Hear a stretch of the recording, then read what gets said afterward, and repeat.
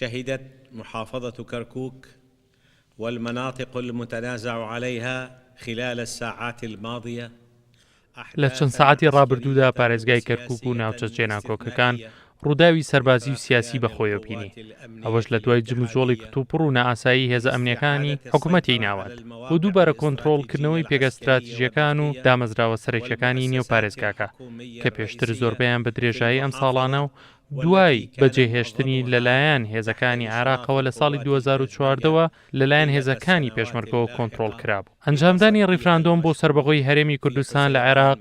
ناکۆکی ترسناکی لێکەوتەوە لە نێوان حکوومەتی فیدراڵی و حکوومەتی هەرێمی کوردستان و لە نێوان خودی هێزە سیاسیەکانی کوردستانیشدا. ئەوە ژوای کرد کە هێزە ئەمنیەکانی حکوومەتی ناوەند ڕاستەخۆ بگەڕێنەوە بۆ کۆنتڕۆڵکردنەوەی کەرکووک. ئەوەش بەو مانایە نییە کە گۆڕانکاری لە سروشتی دەستوری ئەرکەکانی هێزی پێشمەرگەدا ڕوو بدات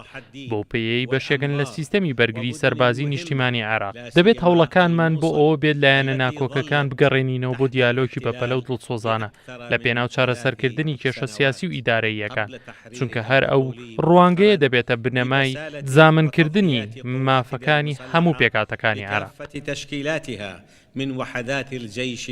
والشرطة الاتحادية وقوات البيشمركة